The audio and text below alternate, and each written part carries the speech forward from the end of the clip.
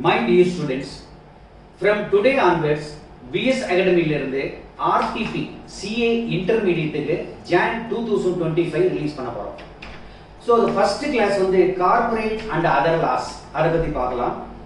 The first case scenario அது சம்பந்தப்பட்ட multiple choice question அது நம்ம இப்ப பார்க்க போறோம். So இப்ப பாருங்க question நல்லா கவனிச்சு படிங்க. ABC Limited was incorporated on 1st January 2023. So it operates in the manufacturing sector. It aims to expand its business model to include e-commerce operation. ABC Limited first financial year ended on 31st March 2024. So நல்லா கவனிச்சிருங்க, incorporate பண்ணது வந்து 1st January-ல. Incorporate பண்ணா first AGM எப்ப நடக்கும்? first கம்பெனிக்கு, அதாவது முதல்ல கம்பெனிக்கு incorporate பண்ணிட்டு first இயருக்கு நீங்க வந்து first AGM எப்ப கண்டக்ட் பண்ணலாம் அப்படின்னா financial year ending 31st March முடிஞ்சதுல இருந்து 9 months. இப்போ 31st March முடியுதுன்னா அதுல இருந்து 9 months, அதாவது 31st December தான் first AGM கண்டக்ட் பண்ணுவோம். இதே subsequent AGM அப்படின்னு சொன்னா அடுத்த வருஷத்துக்கு இந்த 31st Marchல இருந்து 6 months அதுக்குள்ள தான் நம்ம AGM கண்டக்ட் பண்ணுவோம். அப்ப நீங்க ஒரு AGM-க்கும் இன்னொரு AGM-க்கும் இடைப்பட்ட பீரியட் எவ்வளவு இருக்கும் அப்படின்னா 15 months. இதெல்லாம் நம்ம நல்லா பார்த்திருக்கோம். அதை பேஸ் பண்ணி தான் இந்த क्वेश्चन வருது. So the board is preparing its first annual general meeting to present the financial statement and discuss the new business model. ABC Limited current board consists of 5 directors including 2 independent directors. அப்ப என்ன பண்றாங்க? There are 5 directors, out of which 2 are independent directors. So the company has a whole owned subsidiary XYZ Limited. அப்ப இது பாத்தீங்கன்னா இது holding company, இதுக்கு ஒரு subsidiary company இருக்கு. சப்சிடரி கம்பெனியோட பேர் என்னன்னா XYZ Limited. அதனுடைய வேலை என்ன? which is primarily involved in research and development for new products. So XYZ Limited உடைய financial year அதுக்கும் பாத்தீங்கன்னா 31st March 2024. So additionally ABC Limited has a 30% stake in associate company. அப்போ ஒரு சப்சிடரி கம்பெனி வச்சிருக்கிறது XYZ Limited னு, இன்னொரு company வந்து associate கம்பெனின்னு MNO Limited company வச்சிருக்கு. அதுக்கு சிக்னிஃபிகன்ட் இன்ஃப்ளூயன்ஸ் சொல்லுவோம். அதாவது ஷேர் ஹோல்டிங்ஸ்ல எத்தனை % ஸ்டேக் வச்சிருக்காங்க? 30% ஸ்டேக் வச்சிருக்காங்க. So which provides the logic, அதனுடைய வேலை என்ன? லாஜிஸ்டிக் அண்ட் டிஸ்ட்ரிபியூஷன் சர்வீசஸ் பண்றாங்க. So the board is assessing if it is required to prepare consolidated financial statement. நல்லா கவனிக்கணும், அவங்க என்ன கேக்குறாங்க. அதாவது கன்சாலிடேட்டட் ஃபைனான்சியல் ஸ்டேட்மெண்ட் 3 கம்பெனி சேர்ந்து, ஒரு சப்சிடரி கம்பெனி, ஒரு அசோசியேட் கம்பெனி, ஒரு ஹோல்டிங் கம்பெனி, இந்த 3 கம்பெனியும் சேர்ந்து CFS consolidated financial statement prepare பண்ணணும். அப்ப considering the exemption available under the companies act 2013.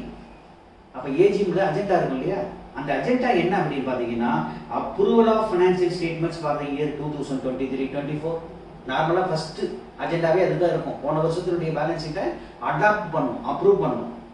Next வந்து பாத்தீங்கன்னா discussion of a special resolution, ஒரு ஸ்பெஷல் ரெசல்யூஷன் பாஸ் பண்ணணும்.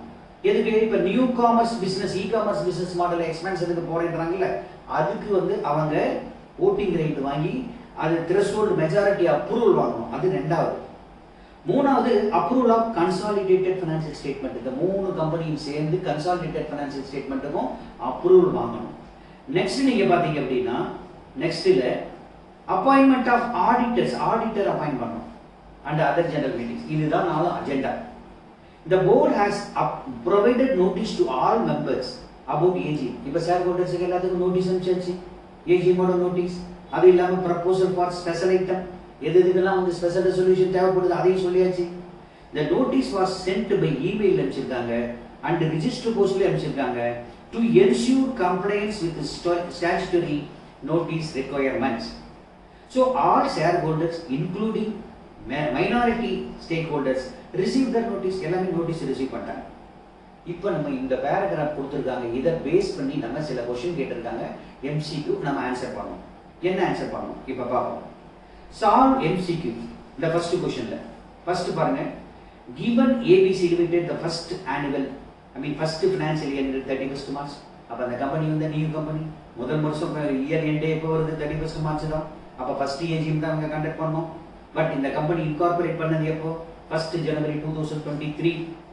what is the latest date by which the ABC must hold its first AGM. அப்போ first AGM எந்த டேட்டுக்குள்ள பண்ணுவாங்க? நம்ம ஏற்கனவே சொன்னோம். என்ன பண்ணோம்?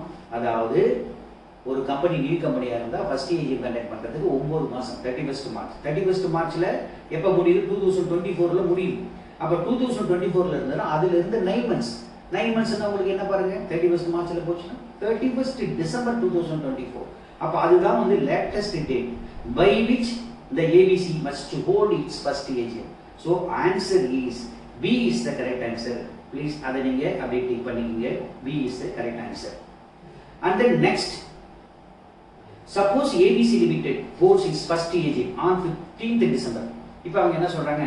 இல்லப்பா first AGM வந்து 15th December வச்சிருக்காங்க. அதாவது 31st December இல்லாம 15th December வச்சிருந்தா next by when must it hold its subsequent AGM to remain compliant. அப்ப அடுத்த AGM எப்ப கண்டக்ட் பண்ணுவாங்க?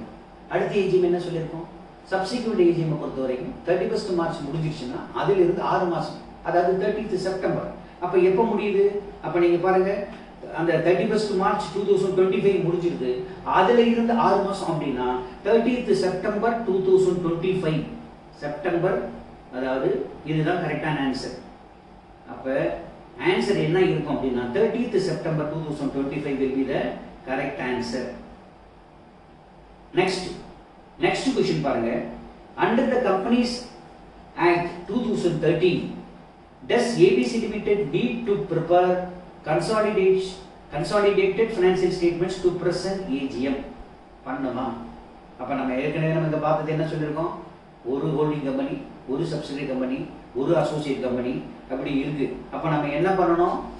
நல்லா கவனிக்கணும். இதுல 4 ஆன்சர் கொடுத்திருக்காங்க. அவங்க 3க்கு சேர்த்து கன்சாலிடேட்டட் ஃபைனான்சியல் ஸ்டேட்மென்ட் ப்ரிப்பேர் பண்ணணுமா? ஃபர்ஸ்ட் ஆன்சர் என்ன? Yes, because it has one wholly owned subsidiary and an associate company. Correct. ஏறத்தால பார்த்தா இது கரெக்ட். மத்த 3ஐயும் பார்த்தறலாம். No, because it qualifies for exemption as a wholly owned subsidiary. இது வந்து it is not correct. Yes, if only if XYZ Limited and MNO Limited are listed company. இப்ப listed company இதெல்லாம் irrespective of that, அது இங்க பிரச்சனை இல்ல, அதுவும் இல்ல. So no, if shareholders provide written consent exempting it from CFS preparation, இதுவும் இல்ல. அப்ப answer must be A, must be the answer. So yes, because it has one wholly owned subsidiary and an associate company அப்படி இருந்தா according to the Companies Actல அப்ப நீங்க என்ன பண்ணணும்? consolidated financial statement prepare பண்ணி தான் ஆகணும். So answer A, 3 க்கு வந்து answer A is a correct answer. Next பாருங்க, what must ABC Limited ensure to pass special resolution approving the adoption of e-commerce business model at AGM? இப்போ நம்ம special resolution பார்க்கணும். Special resolution, ordinary resolution ரெண்டுக்குள்ள difference என்ன அப்படிங்கறத நம்ம ஏற்கனவே பார்த்திருக்கோம். ஆர்டினரி ரெசல்யூஷன்னா நமக்கு ஃபேவரா வர ஓட்டு ஒரு ஓட்டு அதிகமா இருந்தா கூட அது ஆர்டினரி ரெசல்யூஷன், அது ஆர்டினரி பாஸ் பண்றது. ஸ்பெஷல் ரெசல்யூஷன்னா நீங்க என்ன மேட்டர் பண்றீங்க, பிசினஸ் டிரான்சாக்ட் பண்றீங்க, அதுக்கு ஃபேவரா எவ்வளவு ஓட்டு வருதுன்னா அதாவது 3/4 வரணும். மொத்தம் 4 ஓட்டு அப்படின்னா 4ல 3 பங்கு உங்களுக்கு ஃபேவரா வரணும். அதுதான் வந்து ஸ்பெஷல் ரெசல்யூஷன். இப்போ அதை பேஸ் பண்ணி தான் கேட்கறாங்க. So what must ABC Limited ensure to pass the special resolution approving the adoption of new e-commerce business model at the AGM? The resolution must have more than 50% of the vote. illa. The resolution must be stated as a special in the notice and votes in favor must be 3 times the vote against. அப்ப அந்த ரெசல்யூஷனுக்கு ஓட்டு எகைன்ஸ்டா போறவங்க ஒண்ணுன்னா ஃபேவரா போறவங்க it must be 3. அப்ப 3/4. அப்ப answer எது கரெக்டா இருக்கும் அப்படின்னா this is the correct answer. நல்லா நோட் பண்ணீங்க, B is the correct answer. And then question number, under which condition what would ABC Limited be exempt preparing consolidated financial statement? Consolidated financial statementல என்ன condition exempted இருக்கு? First எப்படி படிச்சிட்டு வாங்க.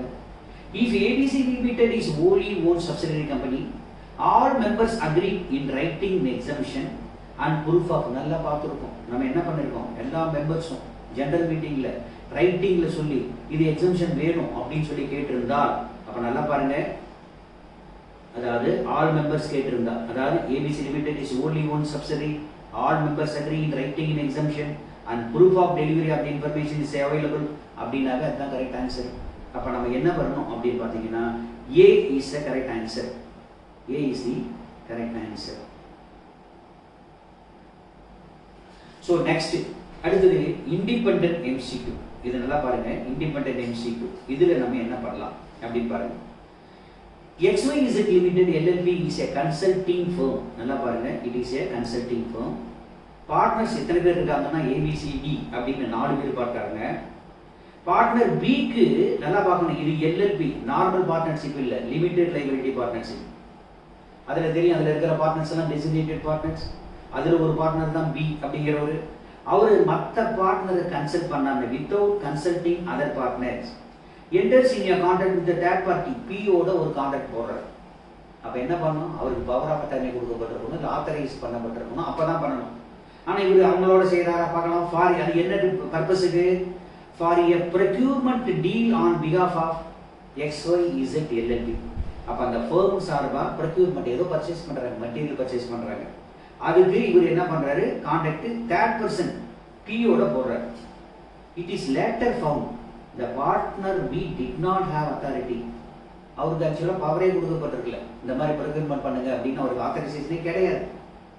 அதே சமயத்துல XYZ Limited வந்து has no history of procurement. அவங்களுடைய கம்பெனியோட நேச்சர், ஐ மீன் ஃபர்மோட நேச்சர் என்னன்னா இந்த மெட்டீரியல் எல்லாம் ப்ரொக்யூர் பண்றது அவங்க வேலையே கிடையாது. பட் இவர் பண்றாரு. இதுல என்ன பியூட்டி அப்படின்னா, Pங்கிற ஒரு ஹவுஸ் சைடரா அவர்கிட்ட தான் அக்ரிமெண்ட் போட்டார். அவரு எக்ஸ்பீரியன்ஸ்டு பிசினஸ் பர்சன், பட் அவர் அவருக்கும் தெரியுது partner B was not authorized to enter into a procurement. அவருக்கு ஆத்தரைசேஷனே கொடுக்கப்படல, இந்த மாதிரி வேலையை செய்யுங்க அப்படின்னு சொல்லிட்டு XYZ லிமிட்ல மத்த A C D இந்த 3 பேர் சேர்ந்து B க்கு ஆத்தரைசேஷன் கொடுக்கல. அப்ப in this scenario which of the following is correct based on the limited limit? Authorisation கொடுக்கப்பட்டிருந்தா தான் கரெக்டா இருக்கும். அப்ப என்ன ஆன்சர் வரும், இதுல நல்லா பாருங்க. நெக்ஸ்ட் நீங்க பாத்தீங்கன்னா மொத்தம் ஒவ்வொன்றா நீங்க பாருங்க. XY Limited is bound by the contract because என்ன சொல்லலாம், partner is B is partner in LLP கிடையாது. அதே மாதிரி பார்ட்னர் LLP ல ஒரு பார்ட்னரா இருக்கிறதுனால மட்டும் அவர் செய்யற ஆக்டிவிட்டிஸ் எல்லாம் கரெக்டா இருக்குமா, அது கரெக்ட் இல்ல. XYZ LLP is bound by the contract as Mr. B believed to a partner B was authorized to act on the behalf. இல்லையே, क्वेश्चन என்ன சொல்லிருக்காங்க அத நல்லா கவனிங்க. P க்கு தெரியுது, அவர் அவர் பார்ட்னர் B, அத நீங்க பாருங்க, he was aware partner B was not authorized. P க்கு தெரியுது அவர் ஆத்தரைசேஷன் இல்லன்னு, ஆனா இங்க ஆன்சர்ல மட்டும் அந்த மாதிரி சொல்லிருக்காங்க. அதுவும் இல்ல. XYZ Limited I mean LLP is bound by the contract because Mr. P is a third party and was not aware of the internal affairs. The doctrine of indoor management பாப்போம் இல்லையா, அந்த பேஸ் பண்ணி சொல்றாங்க. அத உள்ள நடக்கிறது அவங்களுக்கு power இருக்கா இல்லையான்னு கண்டுக்க வேண்டிய அவசியம் இல்லைன்றாங்க. அதுவும் இது கிடையாது, இது வந்து LLP. அப்ப என்ன ஆன்சரா இருக்கும்னா XYZ LLP is not bound by the contract as partner lacked authority. நல்லா பார்க்கணும். And P knew, அவருக்கும் lack of authority. P க்கு தெரியுது அந்த பார்ட்னர் B க்கு வந்து ஆத்தரைசேஷன் கொடுக்கப்படல. அப்ப என்னன்னா XYZ Limited is not bound by the contract. So answer should be D. D is the correct answer. அப்படிங்கிறது நல்லா பாருங்க. நெக்ஸ்ட் பாத்தீங்கன்னா ABC LLP was incorporated with two partners. இதுவும் பாருங்க லிமிடெட் லைபிலிட்டி பார்ட்னர்ஷிப் தான். அந்த ஆக்ட் நல்லா ஞாபகம் வச்சுங்க. 2008ல Mr Raj and Mrs Rani இவங்க ரெண்டு பேருமே வந்து designated partners. So due to certain differences Rani resigned. நல்லா பார்க்கணும், என்னைக்கு ரிசைன் பண்ணியிருக்காங்க, 1 ஜனவரி ரிசைன் பண்ணிட்டாங்க ராணி. அதுக்கப்புறம் யார் இருப்பா, ராஜ் மட்டும்தான் இருப்பார் சோல் பார்ட்னர். மொத்தமே 2 பார்ட்னர் தான், அதில் ஒருத்தர் ரிசைன் பண்ணிட்டா இன்னும் ஒருத்தர் மட்டும்தான் partner. Raju continued running the business without admitting the new partner. அப்போ என்ன பண்ணணும், வேற யாரையும் அவர் சேர்த்துக்கவே இல்லை, அவரே பிஸ்னஸ் பண்றாரு. இன்னொரு ஒரே பார்ட்னர் இருந்தாங்க ராணி, அவங்களும் 1 ஜனவரி போயிட்டாங்க. இப்போ 1 ஆகஸ்ட்ல ஒரு கடன் ABC LLP incurred a debt of 5 lakh. அப்ப ஒரு கடன் வாங்குறாங்க. அப்ப கடன் யார் வாங்கியிருப்பா, இவர் தான், ராஜு தான் வாங்கியிருப்பாரு. ஏன், அவர் தான் ஒரே ஒரு பார்ட்னர் தான். ஸோ இப்போ என்ன அப்படின்னா, given the provision in the Limited Liability Partnership Act 2008, which of the following statements correctly describes his arch liability in the situation? அதை நீங்க நல்லா பாருங்க. அப்ப என்ன, அவர் வந்து பர்சனலா லைபிளா இல்ல பர்சனலா லைபிள் இல்லையா, அதை பத்தி இப்ப சொல்றாங்க. இங்க ஃபர்ஸ்ட் क्वेश्चनல ஃபர்ஸ்ட் ஆன்சர்ல என்ன சொல்றாங்க? Raj will not be personally liable for the 5 lakh debt as the debt was incurred by the LLP. personally liable இல்லன்னு சொல்ல முடியாது. ஏன்னா அவங்க ஒரே ஒரு பார்ட்னர் தானே. இன்னொரு பார்ட்னர் அப்பாயிண்ட் பண்ணிருந்தா பரவாயில்ல, ஒரே ஒரு பார்ட்னர் தான் இல்ல.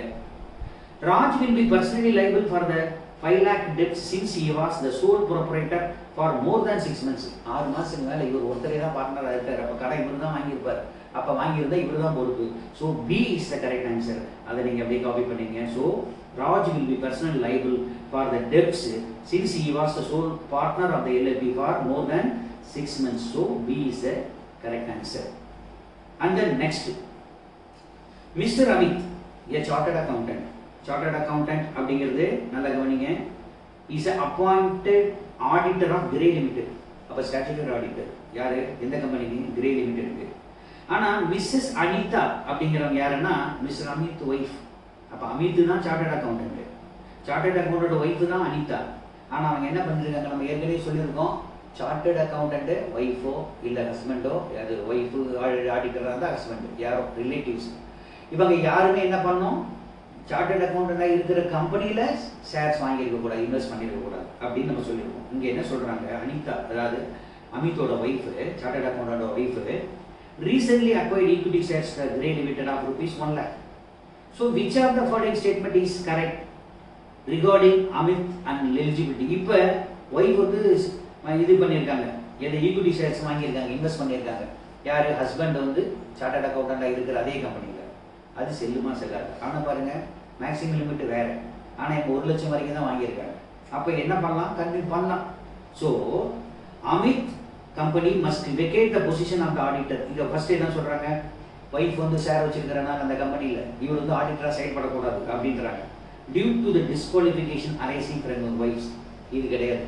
அவன் வந்து என்ன பண்ணலாம்? ஆக்சுவலா கண்டினியூ பண்ணலாம். Mr. Amit and company can continue as the auditor only if Mrs. Anita divests his shares. இன்னொன்னு என்ன சொல்றாங்க? 30 நாளுக்குள்ள அந்த ஷேரை மாத்திட்டாங்க அப்படின்னா அவர் ஆடிட்டர் அப்பாயிண்ட் பண்ணலாம், ஆடிட்டராவே கண்டினியூ பண்ணலாம் அப்படின்னு சொல்றாங்க. அது கூட கரெக்டான ஆன்சர் இல்ல. அப்ப எது கரெக்டான ஆன்சர்? அதாவது அந்த லிமிட்டுக்கு கீழே இருக்கிறனால 1 லட்சம் ரூபாய் மட்டும் தான் இன்வெஸ்ட் பண்ணியிருக்கிறனால அப்ப அவங்க ஹஸ்பண்ட் வந்து ஆடிட்டரா செயல்படலாம். ஸோ ஆன்சர் என்னன்னா, Amit can continue as auditor since shares held by Amit's wife do not exceed the limits specified under the Companies Act, the rules 2014. So answer C is a correct answer. அது நல்லா ஞாபகம் வச்சுங்க. Next 9th. So XYZ Limited is a company with 51% of the equity shares held by the company. The government of Maharashtra and 49 paise. நல்ல இதுல கவனிங்க. அதாவது 51% of the share, 51% of the share யார் வச்சிருக்கா? 51% of the equity shares held by the state government of Maharashtra. அப்போ ஒரு கம்பெனியோட ஷேர்ல மோர் தென் 50, அதாவது 51% வச்சா அப்ப மெஜாரிட்டி ஷேர் ஹோல்டர்ஸ் அவங்க ஆயிடுறாங்க. ஆனா இங்க வச்சிருக்கிறது ஸ்டேட் கவர்மெண்ட் ஆஃப் மகாராஷ்டிரா. அப்ப மீதி இருக்கிற 49% தான் பிரைவேட் இன்வெஸ்டர் வச்சிருக்கோம். அப்ப இந்த கம்பெனி என்ன? கவர்மெண்ட் கம்பெனி, அதாவது Maharashtra government company. So the board of XYZ Limited seeks to appoint an auditor in the upcoming financial year. As per the Companies Act, which of the following statement? அப்ப நல்லா பார்க்கணும். இப்போ என்ன? Auditor appoint பண்ணணும். ஆடிட்டரை யார் appoint பண்ணுவான்? The board of XYZ Limited seeks to appoint auditor. அப்ப ஆடிட்டரை இவங்க அப்பாயிண்ட் பண்ணணும் அப்படின்னு நினைக்கிறாங்க. நார்மலா கவர்மெண்ட் கம்பெனிக்கு யார் அப்பாயிண்ட் பண்ணுவான்? கண்ட்ரோலர் ஆஃப் ஆடிட்டர் ஜெனரல் தான் அப்பாயிண்ட் பண்ணுவான். நல்லா பார்க்கணும். ஆடிட்டரை போர்ட் ஆஃப் டைரக்டர்ஸ் அப்பாயிண்ட் பண்ணலாம் ஆர்டினரி கம்பெனில. அப்ப ஃபர்ஸ்ட் டைரக்டர் மட்டும்தான் போர்ட் ஆஃப் டைரக்டர்ஸ் வந்து அப்பாயிண்ட் பண்ணலாம். அதே கம்பெனில பப்ளிக் கம்பெனிலே கூட, கவர்மெண்ட் கம்பெனி இல்லாம பப்ளிக் லிமிடெட் கம்பெனிலே கூட நீங்க ஸ்டாச்சுட்டரி அப்பாயிண்ட் பண்ணணும்னா ஆனுவல் ஜெனரல் மீட்டிங்ல தான் நீங்க அப்பாயிண்ட் பண்ணணும். ஸோ இது வந்து கவர்மெண்ட் கம்பெனி. கவர்மெண்ட் கம்பெனியில் அப்பாயிண்ட் பண்ணோம்னா கண்ட்ரோலர் ஆஃப் ஆடிட்டர் ஜெனரல். அப்ப ஆன்சர் எதுவா இருக்குன்னு பார்க்கலாம். So the board of XYZ Limited has authority to appoint. அப்ப போர்டு அப்படின்றான், இது இல்ல ஆன்சர், இது இல்ல. The controller and auditor general, நல்லா பாருங்க, controller and auditor general of India will appoint the auditor of XYZ Limited. So B is the correct answer. So இதையும் அப்படியே ஞாபகம் வச்சுங்க. நெக்ஸ்ட் நீங்க பாத்தீங்க அப்படின்னா இங்க பாருங்க அடுத்த question. X purchased a car from Y கிட்ட இருந்து வாங்குறாங்க. யாருக்கிட்டே நம்ம கார் வாங்கினோம்னா he should be the original owner. அதை நம்ம பார்த்துக்கணும். அப்போ இப்போ என்ன பண்ணுறான், X purchase believing Y was the legitimate owner, அவன் தான் ஓனர் நினச்சி காரை வாங்கிட்டார். அதே சமயத்தில் வாங்கின காருக்கு உண்டான பைசா ஃபுல்லாகவும் எக்ஸ் கொடுத்துட்டார். he paid the full purchase price and took possession of the car, காரையும் எடுத்துக்கிட்டார். ஆனால் அந்த சமயத்தில் அவர் செஞ்ச தப்பு என்னன்னா, he didn't check the registration certificate of the car. Car யார் பேரில் ரெஜிஸ்ட்ரேஷன் இருக்குது அப்படின்னு அதை பார்க்காம விட்டார் ஆச்சுங்களா. அதனால அது ஆத்தென்டிசிட்டி தெரியல, ஒய் ஓனர் இல்லை அப்படிங்கிறத அவரால் கண்டுபிடிக்க முடியல. அது பார்க்கல, பைசா கொடுத்தாரு, கார் பிசிக்கல் வந்து ஓட்ட ஆரம்பிச்சிட்டாரு. It was discovered that Y was not the rightful owner. அதுக்கப்புறம் தான் தெரியுது அவர் ரைட்ஃபுல் ஓனர் இல்லைன்னு. So the car had been stolen. அதுக்கப்புறம் கார் திருட்டு போச்சு. சரி, அது இருக்கட்டும். ஆனால் நமக்கு ஜென்ரல் கிளாஸஸ் ஆக்ட் ஒரு 2 நாளைக்கு முன்னே கூட நம்ம விட்டுருக்கோம். General classes act full lesson நம்ம விட்டுருக்கோம் சிஏ இன்டர்மீடியட்டுக்கு. அதையும் கொஞ்சம் பாருங்கள். அதில் என்ன சொல்கிறாங்க, குட் ஃபெய்த் அப்படிங்கிறத டிஃபைன் பண்ணியிருக்காங்க. குட் ஃபெய்த்னா என்ன? குட் ஃபெய்த்னா என்ன பண்ண தெரியுமா, இந்த கேவட் டெம்டார் மாதிரி நீங்கள் ஒரு வண்டியை நீங்கள் பர்ச்சேஸ் பண்ணுறீங்க அப்படின்னா எப்படி பண்ணணும், வித் கேர்ஃபுல், டியூ கேர், அட்டென்ஷனோட வாங்கணும். அப்போ லெட் த பையர் பிவேர் அப்படின்னு சொல்கிறான். அப்போ என்ன பண்ணால் வாங்குறதுக்கு முன்னாடி நீங்கள் கேர்ஃபுல்லாக வாங்கணும், வாங்கினதுக்கு கூட சொல்லக்கூடாது. அப்போ இங்கே என்ன பண்ணியிருக்காரு, அப்போ அதுதான் வந்து ஜென்ரல் ஆக்டில் சொல்கிறது, ஜென்ரல் கிளாஸஸ் ஆக்டில். ஸோ ஆன்சர் என்ன இருக்கும் அப்படின்னு பாருங்க. அப்போ அவனுடைய வேலிடிட்டி என்ன பாருங்க, exports valid ownership of the car because he is paid the full price. பணத்தை கொடுத்துட்டா திருட்டுக்கார வாங்கலாமா? கூடாதே. ஸோ அன்பிலீவ்டு, அவர் தான் அவர் ஓனர் நினச்சிட்டு இவர் வாங்கினாராம், அதனால இவருக்கு ஓனர்ஷிப் இருக்கிறோம், கிடையாது, அது கிடையாது. அடுத்தது அப்போ பி பாருங்க, X does not hold valid ownership because his purchase was made without due care and attention. இதுதான் வந்து ஜெனரல் கிளாஸ் ஆக்ட்ல சொல்றான். அதுதான் வந்து பிற்காலத்தில் வரும்போது கேவட் டெம்டார், லெட் த பையர் பிவேர் இதெல்லாம் வர்றதெல்லாம். ஸோ இப்போ நீங்கள் என்ன பண்ண, வாங்கும்போது நீங்கள் செக் பண்ணி வாங்கியிருக்கணும். அதனால நீங்கள் என்னதான் பைசா கொடுத்து நீங்கள் ஆனஸ்டாக நீங்கள் நல்லவராக இருந்தால் கூட அப்போ அது வாங்கினது செல்லாது, நீங்கள் வந்து ஓனர்ஷிப்பு கொண்டாட முடியாது. So B is the correct answer. இதை பாருங்க, எனக்கு கரெக்டாக தெரிஞ்சிருச்சு, மற்ற 2 ஆன்சரும் பார்க்கணுங்கிற அவசியம் இல்லை. நெக்ஸ்ட் பார்த்தீங்க டிஸ்கிரிப்டிவ் ஆன்சர்ஸ் கொஸ்டின்ஸ். இந்த டிஸ்கிரிப்டிவ்ல கொஞ்சம் நல்லா கேர்ஃபுல்லாக பார்த்துக்குவாங்க. டிஸ்கிரிப்டிவ்ல என்னென்ன வருது அப்படிங்கிறத அப்படியே நீங்கள் பார்த்துட்டு வரலாம். இப்போ நீங்கள் நல்லா பாருங்க, XYZ லிமிடெட் இஷ்யூ எ ப்ராஸ்பெக்டஸ். ப்ராஸ்பெக்டஸ்னா தெரியும், கம்பெனியோட பாஸ்ட் பர்ஃபார்மன்ஸ் எல்லாம் சொல்லி நீங்கள் என்ன எக்ஸ்பான்ஷனுக்கு போகிறீங்க, அப்போ எந்த அளவுக்கு இதுக்கு இதில் இன்வெஸ்ட் பண்ணால் உங்களுக்கு ப்ராஃபிட்டபிளாக இருக்கும் எல்லாம் சொல்கிற ஒரு booklet. So XYZ Limited issue a prospectus to raise funds for a new manufacturing project. அப்போ என்ன பண்ண, ப்ராஸ்பெக்டஸ் இஷ்யூ பண்ணி ஒரு நியூ மேனுஃபேக்சரிங் இண்டஸ்ட்ரி போகணும்னு பிளான் பண்ணிருக்காங்க. ஃபண்டையும் ரைஸ் பண்ணிட்டாங்க ஆஃப்டர் சக்ஸஸ்ஃபுல்லி ரைசிங் ஃபண்ட்ஸ். இப்போ என்ன பண்ணுது company, identify the investment opportunity. வேற எங்கேயாவது போட்டால் நல்லா இருக்குமோ, 6 மாதம் கழிச்சு அவங்க நினைக்கிறாங்க வேற எங்கேயாவது. வேற எங்கே போடுறது, ரிகவரிங் த சிக்னிஃபிகன்ட். அப்போ நம்ம அந்த ஃபண்டு கலெக்ட் பண்ணி வச்சுருக்கோம். எந்த ஃபண்டை கலெக்ட் பண்ணி வச்சுருக்கோம், மேனுஃபேக்சரிங் யூனிட் போகிறோன்னு சொல்லி ஒரு ஃபண்டை கலெக்ட் பண்ணி வச்சுருக்கோம். அந்த ஃபண்டை அப்படியே டைவெர்ட் பண்ணி வேற எங்கேயாவது the proposed investment involve the trading in equity shares or other listed company. மற்ற கம்பெனி ஷேரை வாங்கி விற்றோம் அப்படின்னா ஷேர் மார்க்கெட் இப்போ நல்லா இருக்குது, நம்ம பணம் சம்பாதிக்கலாம் அப்படின்னு நினச்சி டைவெர்ட் பண்ணலாம்னு பிளான் பண்ணுறாங்க. ஸோ இந்த board of directors suggested the varying the original objectives which of the funds were raised to allow this new investment and recommended. அப்போ என்ன பண்ணலாம், நார்மலாகவே செக்ஷன் 27(1) நல்லா பார்க்கணும். செக்ஷன் 27 செக்ஷனில் 27 சப்செக்ஷன் 1ல் என்ன சொல்கிறாங்க அப்படின்னா, சப்போஸ் நீங்கள் ஆப்ஜெக்ட் வேரி ஆகலாம், வேரி ஆகலாம். அப்போ நீங்கள் ஜெனரல் மீட்டிங் பாஸ் பண்ணி அதில் வந்து ஸ்பெஷல் ரெசல்யூஷன் பாஸ் பண்ணணும். ஜெனரல் மீட்டிங் கண்டக்ட் பண்ணி அதில் ஸ்பெஷல் ரெசல்யூஷன் பாஸ் பண்ணீங்க, அதை அக்செப்ட் பண்ணால் வேரி ஆகலாம். அதெல்லாம் இப்போ என்ன சொல்கிறாங்க, போர்ட் ஆஃப் டைரக்டர்ஸ் ஒரு ஸ்பெஷல் ரெசல்யூஷன் பாஸ் பண்ணலாம் அப்படின்னு சொல்கிறாங்க. ஸோ ஸ்பெஷல் அப்போ while the promoters and controlling shareholders supporting the sharing சொல்லிட்டு எல்லாருமே பண்ணாங்க. ஆனால் சில ஷேர் ஹோல்டர்ஸ் நல்லா பார்க்கணும், இவங்க வந்து என்ன சொல்கிறாங்கன்னா எக்ஸ்பிரஸ்டு கன்சர்ன் பர்டிகுலர்லி என்னப்பா மேனுஃபேக்சரிங் யூனிட் போகிறேன்னு சொல்லிட்டு அதுக்கு ஃபண்டை கலெக்ட் பண்ணிட்டு வேற எதுக்கு டைவெர்ட் பண்ணுறீங்க, ஒத்துக்க மாட்டோம் அப்படின்னு அவங்க சொல்கிறாங்க. So based on the provision, இந்த ப்ரொவிஷன்ஸ் ஆஃப் த கம்பெனிஸ் ஆக்டை பேஸ் பண்ணி advise on the validity of the proposal to redirect the funds. அப்போ நீங்கள் என்ன பண்ணணும், என்ன செய்யலாம் அப்படின்னு சொல்கிறாங்க. ஸோ நீங்கள் நல்லா பார்க்கணும். முதல்ல நீங்கள் என்ன பண்ணால், ப்ராஸ்பெக்டஸில் சொல்லியிருந்தா கூட அந்த ஆப்ஜெக்டை கூட வேரி பண்ணலாம். எப்போன்னா சப்ஜெக்ட் டு த கண்டிஷன், எப்போன்னா நீங்கள் ஸ்பெஷல் ரெசல்யூஷன் பாஸ் பண்ணணும். அப்போ ஆனுவல் ஜெனரல் மீட்டிங்கோ இல்லை ஒரு எக்ஸ்ட்ராடினரி ஜெனரல் மீட்டிங்கோ அதை கண்டக்ட் பண்ணி அதில் ஸ்பெஷல் ரெசல்யூஷன் பாஸ் பண்ணி அந்த ஆப்ஜெக்டை வேரி பண்ணலாம். இது வந்து செக்ஷன் 27(1) சொல்லுது. அதுவே செகண்ட் ப்ரொவிஷோ என்ன சொல்லுது, நீ அப்படியே பண்ணினா கூட ஒரு கம்பெனியோட ஷேரை வாங்கி வைக்கிறதெல்லாம் பண்ணக்கூடாதுன்னு சொல்லுது. அப்போ நீங்கள் எப்படி செய்யலாம்? அப்போ இதுதான். அப்போ நம்ம என்ன பண்ணோம், அந்த ஃபண்ட்ஸை வந்து இன்னொருத்தர் வந்து மற்ற சம் டைரக்டர்ஸ் வந்து என்ன பண்ணுறாங்க, ஒப்புக்கொள்ளவில்லை. அப்போ நம்ம என்ன செய்யணும்? அப்போ நம்ம அதை நம்ம பண்ண முடியாது அப்படிங்கிறத எப்படி நம்ம இன்ஸ்டியூட் ஐசிஐ எப்படி நம்ம டைரக்ஷன் கொடுத்துருக்கு, அந்த மாதிரி ரெக்கமெண்டட் ஆன்சர் அப்படிங்கிறது அப்படியே கொஞ்சம் நீங்கள் பாருங்கள். அதாவது இந்த கொஸ்டின் 11க்கு நீங்கள் அப்படியே பார்த்தீங்கன்னா இந்த மாதிரி எழுதணும்.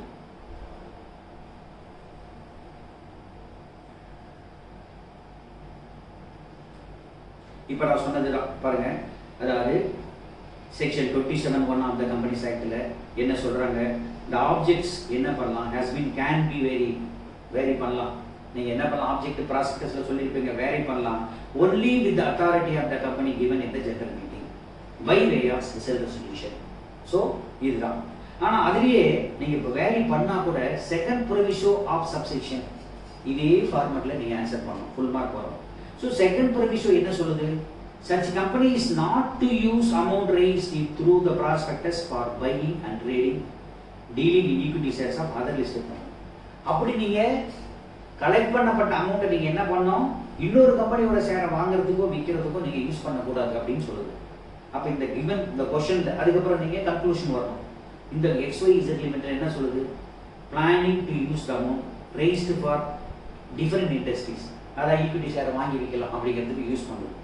அப்போ என்ன நம்ம ஆன்சர் கிளைமேக்ஸில் என்ன சொல்லணும்னா, தோ XYZ Limited has passed a special resolution, but it cannot use the amount raised by it. நல்லா பார்க்கணும், it cannot use the amount raised by it through the prospectus for buying.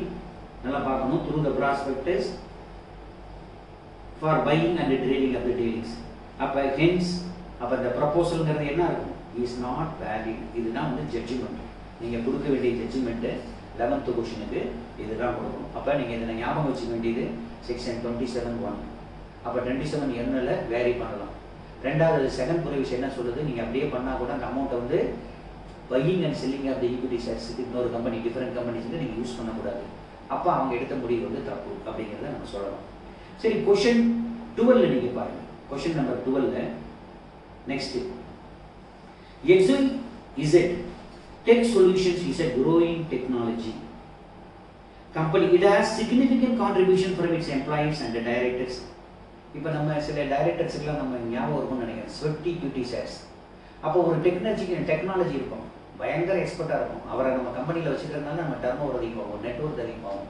அப்புறம் ஷேர் மார்க்கெட்டில் நம்ம கம்பெனியோட இது ரெப்புடேஷன் அதிகமாகும். அப்போ அவரை நம்ம என்ன பண்ணுவோம், எம்ப்ளாயாக வைக்கிறதுக்கு பதிலாக ஷேரை கொடுத்து ஓனர் ஆக்கலாம் அப்படிமா. அந்த ஷேருக்கு பேர் உங்களுக்கு ஸ்வெட் ஈக்விட்டி ஷேர்ஸ் அப்படின்னு பேர். அப்போ இங்கே அதை தான் சொல்கிறாங்க, to reward these key contributor. அப்போ பாருங்கள், அந்த எம்ப்ளாயிஸ்ல என்னென்ன சிக்னிஃபிகன்ட் கான்ட்ரிபியூஷன் பண்ணிருக்காங்க, டெக்னாலஜி நல்லா வளர்த்திருக்காங்க. அப்போ அவங்களுக்கு வந்து நம்ம என்ன பண்ணலாம் அப்படின்னா ஸ்வெட் ஈக்விட்டி ஷேர்ஸ் கொடுக்கலாம் அப்படின்னு பிளான் பண்ணுறாங்க. So XYZ technical solutions limited has already issued ordinary equity shares. அப்போ ஆர்டினரி ஈக்விட்டி ஷேர்ஸ் ஏற்கனவே ஆர்டினரி ஈக்விட்டி ஷேர்ஸ் தான் இஷ்யூ பண்ணியிருக்காங்க. இதுக்கு முன்னே நம்ம சொல்லியிருக்கோம். அதாவது நீங்கள் நல்லா கவனிச்சிங்க, உங்களுக்கு வந்து 54(1) ஒரு செக்ஷன் இருக்கு. அது பிரகாரம் ஸ்வெட் ஈக்விட்டி ஷேர்ஸ் நீங்கள் இஷ்யூ பண்ணணும் அப்படின்னா நம்ம என்ன பண்ணணும், ஸ்வெட் ஈக்விட்டி ஷேர்ஸுக்கு அதாவது அதை நம்ம பார்க்கலாம். ஸோ இங்கே பாருங்க, the company has paid equity shares of ₹20 lakhs. The company has proposed the sweat equity shares of 4 crores to face value. The company's board has drafted a special resolution outlining the proposed issuance of sweat equity shares. And then as the current market price and the consideration இதெல்லாமே தெரியும். நல்லா கவனிச்சிங்கன்னா இதில் நம்ம பார்க்க வேண்டியது நல்லா பாருங்க. நெக்ஸ்ட் ஃபர்ஸ்ட் வந்து நம்ம சொல்ல வேண்டியது 54 செக்ஷன் 54 அதில் 1. இந்த 54(1)ல் நம்ம என்ன சொல்லலாம், நீங்கள் ஸ்வெட் ஈக்விட்டி ஷேர் இஷ்யூ பண்ணுறதுன்னா சேம் கிளாஸ் ஆஃப் ஷேர்ஸ். அப்போ நீங்கள் சேம் கிளாஸ் நல்லா பார்க்கணும், ஒரே கிளாஸ் ஆஃப் ஷேர்ஸ் இருக்கணும். அதே சமயத்தில் ஸ்பெஷல் ரெசல்யூஷன் பாஸ் பண்ணியிருக்கணும். அதுக்கப்புறம் என்ன பண்ணணும், எவ்வளோ ஷேர்ஸ் இஷ்யூ பண்ணுறீங்க, நம்பர் ஆஃப் ஷேர்ஸ் நீங்கள் இஷ்யூ பண்ணுறீங்க அப்படின்னு பார்க்கணும், நம்பர் ஆஃப் ஷேர்ஸு. அப்போ அதுக்கு இல்லாமல் அதனுடைய மார்க்கெட் ப்ரைஸ் என்ன, கன்சிடரேஷன் என்ன, இதெல்லாம் நீங்கள் கவனிக்கணும். இதுதான் அப்ப இதுதான் வந்து என்ன சொல்லுது செக்ஷன் 54(1) சொல்லுது.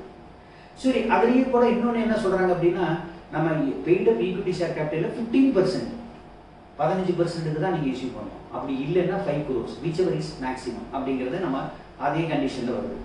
ஸோ இந்த கேஸில் பொறுத்த வரைக்கும் நான் என்ன பண்ணியிருக்கேன், மொத்தமாக பார்த்தீங்கன்னா 20 crores. அப்போ நல்லா பாருங்க, அதாவது 15% ஆஃப் ஈக்விட்டி அதாவது பெய்டப்பு, இந்த 15% ஆஃப் பெய்டப் இருக்கணும், ஆர் என்ன பண்ணும் 5 crores. அப்போ இது ரெண்டுல whichever is higher அப்படின்னு சொல்லணும். ஆனால் இங்கே என்ன சொல்றாங்க, பெய்டப் கேபிட்டல் 20, ஆனால் அதோட இஷ்யூ பண்ணுறது எவ்வளோ ஸ்வெட் ஈக்விட்டி ஷேர்ஸ் 4. அப்போ 20ல் அப்போ 4 20, அப்போ நீங்கள் பாருங்க 100க்கு எவ்வளோ வருது 20% தான். அப்போ பாருங்க 15% விட இது 20% அதிகமாக இருக்குது. அது இல்லாமல் 5 crores வரைக்கும் இந்த கணக்கு பிரகாரம் பார்த்தீங்கன்னா 5 crores வரைக்கும் நம்ம இஷ்யூ பண்ணலாம். ஆனால் இவங்க 4 crores தான் இஷ்யூ பண்ணுறாங்க. அப்போ 4 crores இஷ்யூ பண்ணலாம், ஸ்வெட் ஈக்விட்டி ஷேர்ஸ் இஷ்யூ பண்ணலாம். இதுதான் வந்து உங்களுக்கு ஜட்ஜ்மெண்ட். ஸோ இந்த ஜட்ஜ்மெண்ட் அவங்க எப்படி அவங்க கம்யூனிகேட் பண்ணியிருக்காங்க அப்படிங்கிறது, ரெக்கமெண்ட் எப்படி பண்ணியிருக்காங்க அப்படிங்கிறத நீங்கள் ஒரு தடவை பார்த்துங்க, அது உங்களுக்கு யூஸ்ஃபுல்லாக இருக்கும். ஸோ கொஸ்டின் நம்பர் 12ல் இங்கே பாருங்க, Section 54(1) of the Companies Act என்ன சொல்லுது, sweat equity shares if all conditions are fulfilled. என்னென்ன condition, share of the class, எந்த கிளாஸ் ஏற்கனவே இஷ்யூ பண்ண கிளாஸ் ஆஃப் ஷேர்ஸ் தான் இஷ்யூ பண்ணணும் ஸ்வெட் ஈக்விட்டிக்கு. ஆத்தரைஸ்ட் பை ஸ்பெஷல் ரெசல்யூஷன் இருக்கணும். மூணாவது, இட்ஸ் ரெசல்யூஷன் ஸ்பெசிஃபைஸ், என்னென்ன ஸ்பெசிஃபை பண்ணணும், இப்போ number of shares, current market price, consideration, இதெல்லாம் சொல்லியிருக்கணும். நெக்ஸ்ட், எந்த கிளாஸ் ஆஃப் டைரக்டர்ஸோ இல்லை எம்ப்ளாயிஸோ யாருக்கு நீங்கள் ஸ்வெட் ஈக்விட்டி ஷேர்ஸ் இஷ்யூ பண்ண போறீங்க, இதையும் சொல்லியிருக்கணும். ஸோ நீங்கள் இதில் பாருங்க, the special resolution authorizing the issue of sweat equity shares shall be valid in for making allotment within a period of not more than 12 months of the birth. அதாவது special resolution pass பண்ணி பார்க்கணும் 12 monthsக்குள்ள. அப்போ நீங்கள் என்ன 12 மாதத்துக்குள்ள நீங்கள் வந்து அப்போ அது வரைக்கும் நீங்கள் அலாட் பண்ணணும், அப்போ தான் அது வேலிட். சரி, அது இல்லாமல் இன்னொரு கண்டிஷன் என்ன சொல்கிறாங்க அப்படின்னு பார்த்தீங்கன்னா, sweat equity shares can be issued if higher. ஒன்று, அந்த கம்பெனியோட எக்ஸிஸ்டிங் பெய்ட் அப் ஷேர் கேபிட்டலில் 15% இருக்கணும், அல்லது ஷேர்ஸ் ஆஃப் த வேல்யூ வந்து 5 crores இருக்கணும், whichever is higher. நல்லா பார்க்கணும், ஹையர். சரி, இப்போ இந்த கேஸில் நீங்கள் பொறுத்த வரைக்கும் என்ன பண்ணலாம், அப்போ இன்னொன்று சொல்கிறாங்க 15% சொல்லியிருக்காங்க, ஒரு கால் அதை அதிகப்படுத்தணும்னா கூட எந்த சூழ்நிலையிலையும் it shall not exceed 25% of the paid up share capital of the company. இப்போ இந்த கொஸ்டினுக்கு வருவோம். இந்த கொஸ்டின்ல என்ன சொல்றாங்கன்னா, இந்த மாதிரி நீங்க அவுட்லைன் கொடுக்கணும். The company proposed to issue sweat equity shares for 4 crores. அப்போ நம்ம எத்தனை பர்சன்டேஜ், 20 crores-ல 4னா எவ்வளோ, எத்தனை பர்சன்டேஜ் வருது அப்படின்னு நம்ம இங்கே பார்த்தோம், ஞாபகம் இருக்கா? அதை நீங்கள் கால்குலேட் பண்ணிட்டு அப்போ நீங்கள் பார்க்கணும் எவ்வளோ பாருங்க, 25 crores-ல 20% அப்படின்னா 5 crores. அப்போ 5 crores வரைக்கும் இவங்க இஷ்யூ பண்ணலாம். ஆனால் நம்ம என்ன பிளான் பண்ணியிருக்கோம், 4 crores-ஆக இஷ்யூ பண்ணுறோம். அதனால் hence the company can issue equity, sweat equity shares of ₹4 crores அப்படிங்கிறது நீங்கள் எக்ஸ்பிளைன் பண்ணணும். And then question number 13 அப்படியே வாங்க. question number 13ல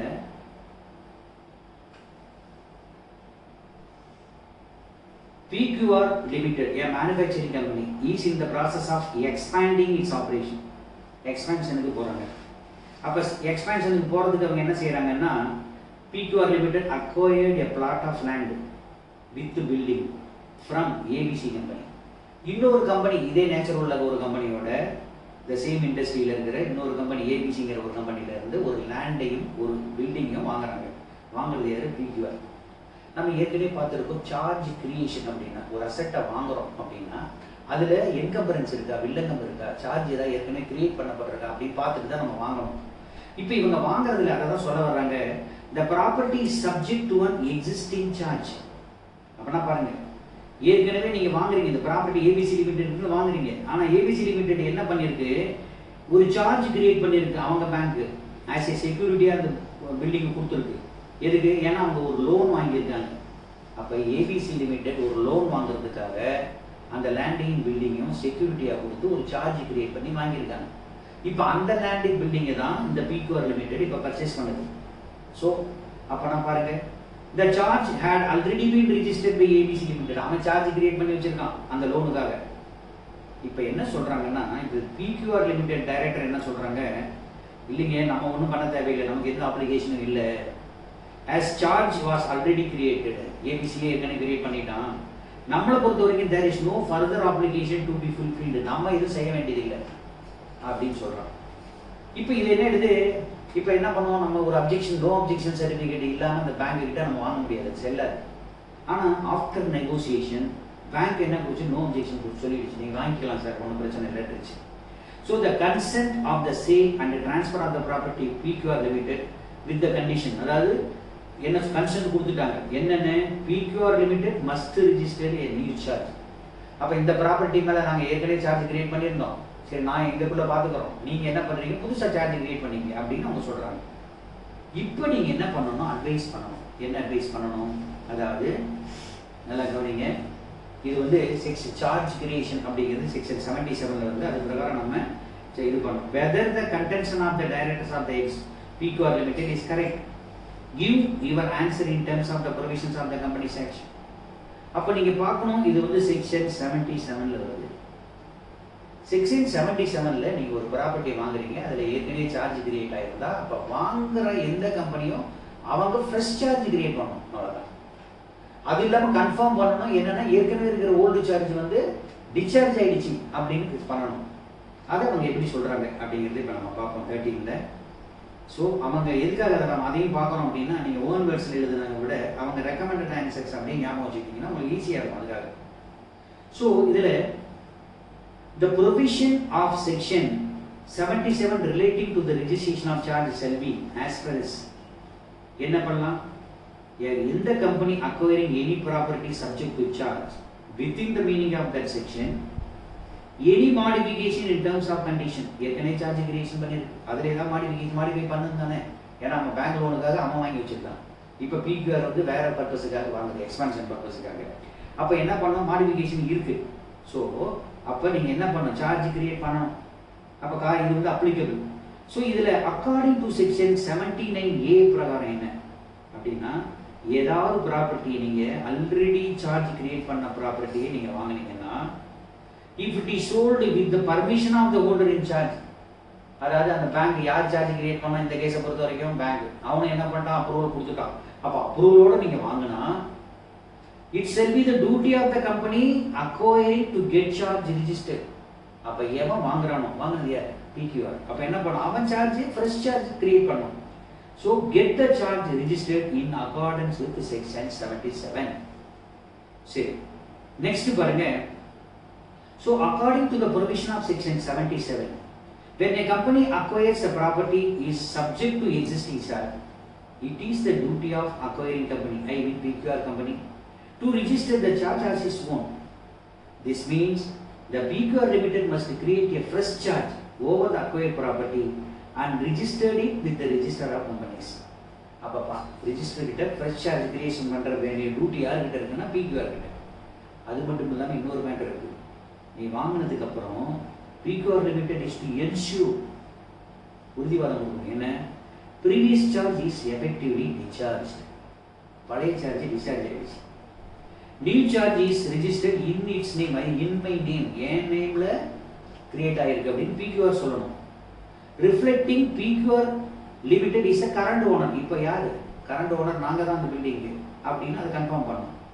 and debtor of the charge, அந்த சார்ஜ் இருக்கு டெப்டாரும் நாங்க தான் அப்படின்னு சொல்லணும். அப்போ PQR அப்போ சொன்ன பாருங்க. இப்போ டைரக்டர் என்ன சொன்னாங்க, மற்ற டைரக்டர்ஸ்லாம் நமக்கு எந்த அப்ளிகேஷன் இல்லை அப்ளிகேஷன் இருக்கு, நீங்க தான் ரிஜிஸ்டர் பண்ணணும், நீங்க தான் டிஸ்சார்ஜ் ஆயிடுச்சுன்னு சொல்லணும், நீங்க தான் கரெக்ட் ஓனர்னு சொல்லணும் அப்படின்னு ஆன்சர் எழுதணும். So hence the contention of the directors of PQR Limited, since the charge for the property was already created, there is no further obligation on the part அப்படின்னு சொல்றாங்க. பார்த்தீங்களா, டைரக்டர் சொல்றாங்க நமக்கு எந்த அப்ளிகேஷன் இல்லைன்னு சொல்றது தப்புன்றாங்க. So it is not correct. நமக்கு அப்ளிகேஷன் இருக்கு, நம்ம தான் கிரியேட் பண்ணணும், சார்ஜ் கிரியேட் பண்ணணும் அப்படின்னு ஆன்சர் சொல்லணும். என்ன கொஸ்டின் கேட்டிருக்காங்களோ அதை புரிஞ்சுக்கிட்டு அதுக்கு தகுந்த மாதிரி ஆன்சர் பண்ணணும். கொஞ்சம் டிவியேட் ஆனாலும் ஃபுல் மார்க் வராது, அதையும் பார்த்துக்கணும். ஸோ கொஸ்டின் நம்பர் 14 அதை பார்ப்போம். கொஸ்டின் நம்பர் 14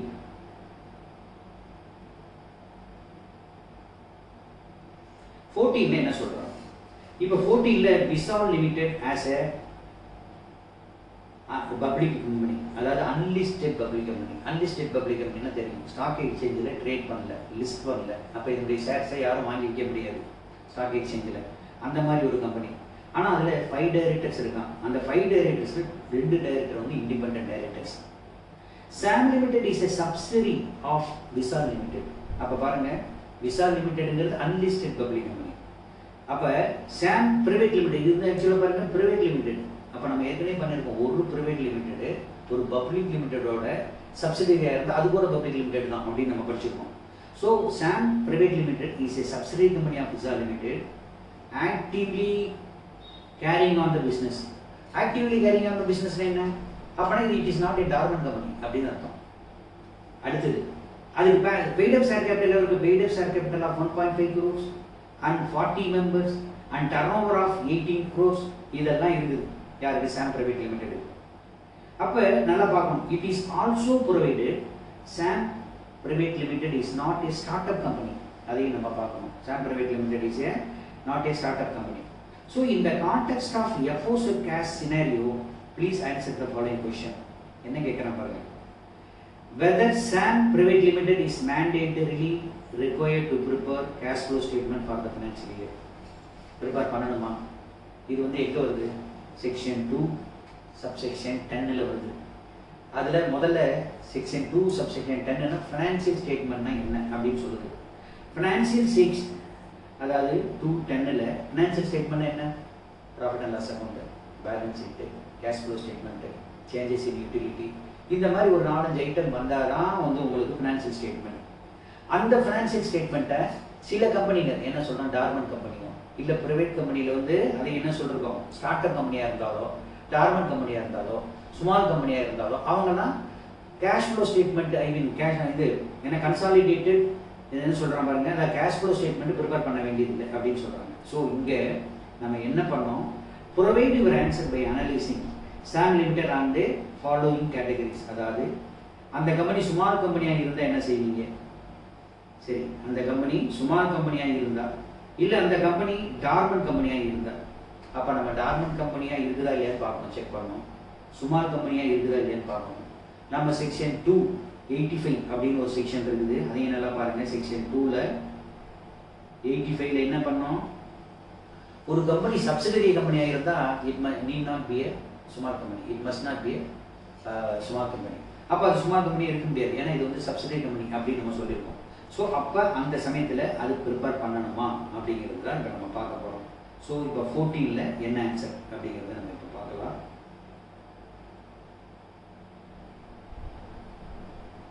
ஸோ 14ல் பாருங்க, financial statement in relation to the company, அதாவது balance sheet, profit and loss account, cash flow statement, and then statement of changes in equity, and then explanatory note. இது எல்லாம் சேர்ந்தது தான் உங்களுக்கு வந்து இது ஃபினான்சியல் ஸ்டேட்மெண்ட் அப்படிங்கிறது. அப்போ financial statement according to section 210 of the companies act என்ன அப்படின்னு முதல்ல சொல்லிட்டு அதுக்கப்புறம் என்ன சொல்றாங்கன்னா, அந்த financial statement with respect to 1% company, financial statement with respect to 1% கம்பெனியாக இருந்தாலோ ஸ்மால் கம்பெனியாக இருந்தாலோ டார்மன்ட் கம்பெனியாக இருந்தாலோ இல்லை ப்ரைவேட் கம்பெனியில் ஸ்டார்ட் அப்பாக இருந்தாலோ may not include the cash flow statement. Cash flow ஸ்டேட்மெண்ட்டை இன்க்ளூட் பண்ண தேவையில்லை.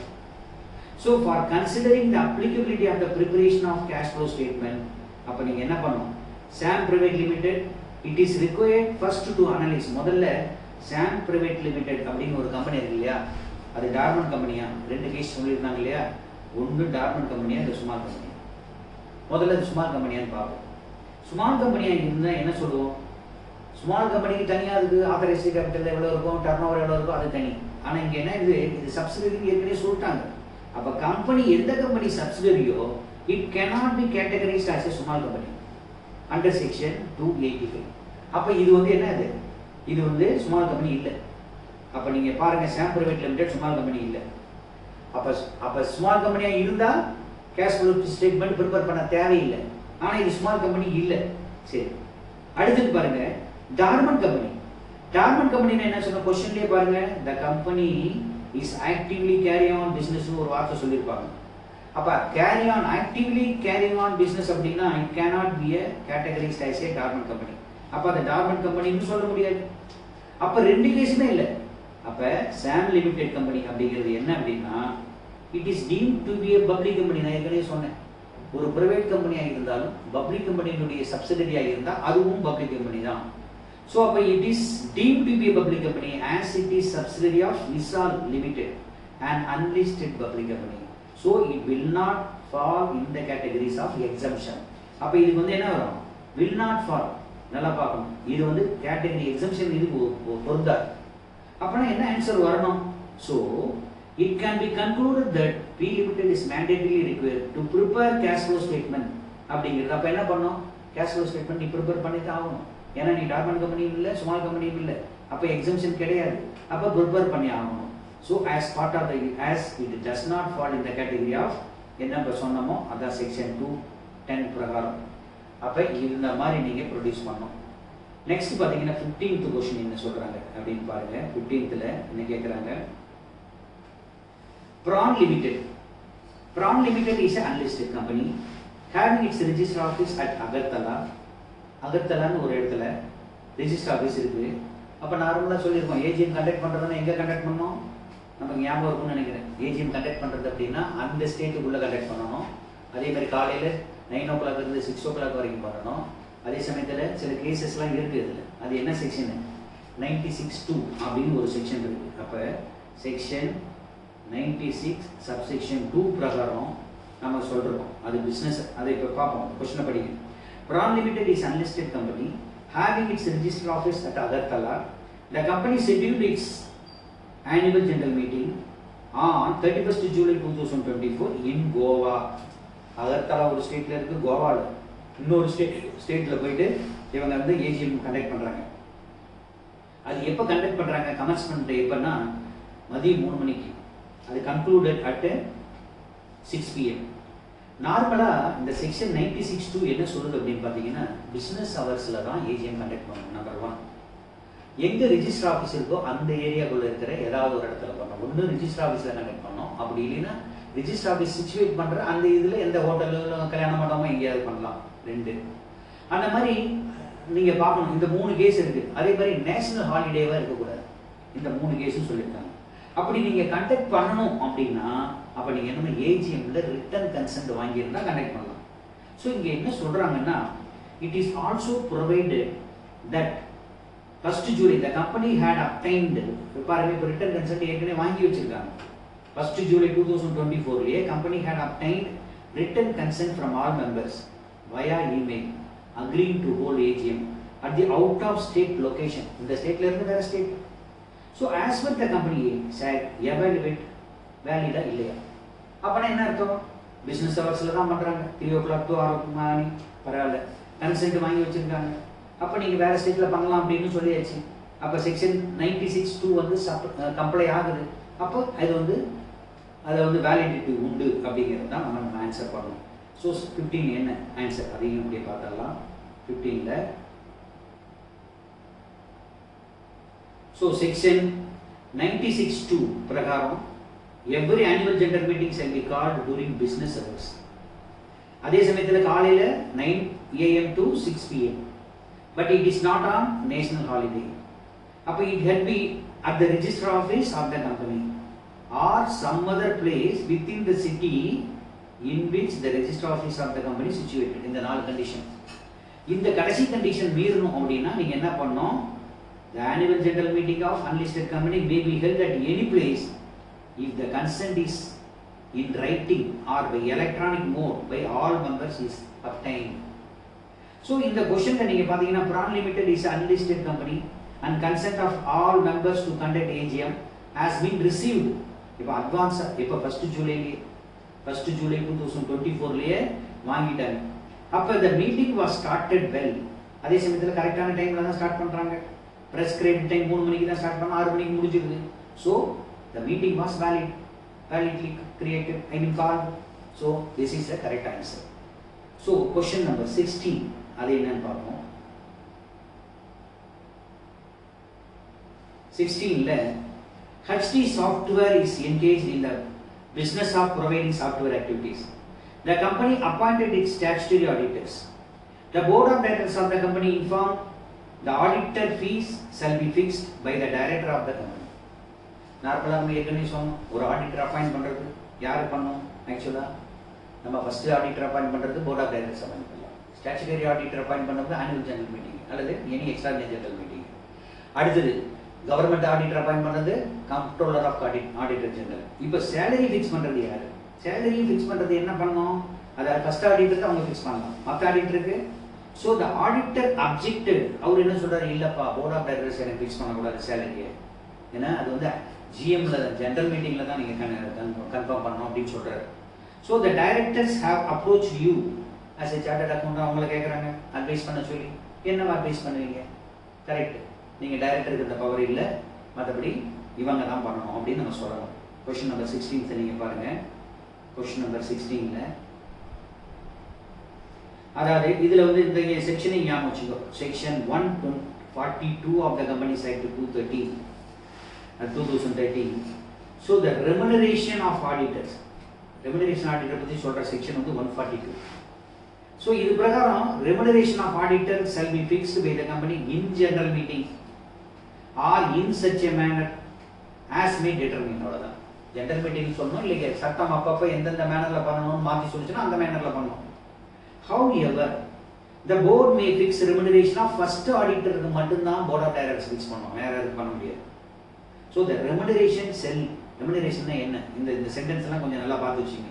The remuneration shall in addition to the fees payable, அவர் கொடுக்குற ஃபீஸ் இல்லாமல் வேற, include expenses if any incurred by the auditor in connection with the audit of the company. Audit of the companyக்காக என்னென்ன செலவு பண்ணுறாரோ எல்லாம், அது இல்லாமல் அவர் கொடுக்குற ஃபீஸு, அது இல்லாமல் ஏதாவது அவருக்காக சலரை செலவுகள் expenses, and then any facility extended to him but does not include any remuneration paid to him for any service rendered by him at the request of the company. அப்ப நீங்க as per the fact of the question என்ன பண்ணனும்னா, the remuneration the appointed statutory auditor shall be fixed by the general meeting in such a manner as may determine. அப்படின்னு எழுதணும். இந்த points வந்து key பாயிண்ட்ஸ்லாம் அப்படி கொஞ்சம் ஞாபகம் வச்சுக்கணும். அதனால நீங்க என்ன பண்ணணும், the contention of the board of directors, அவங்க நான் சொன்னாங்க இல்லையா, நாங்க தான் ஃபிக்ஸ் பண்ணுவோங்கிறது, அது வந்து is not valid, it is void அப்படின்னு சொல்லணும். So question number 17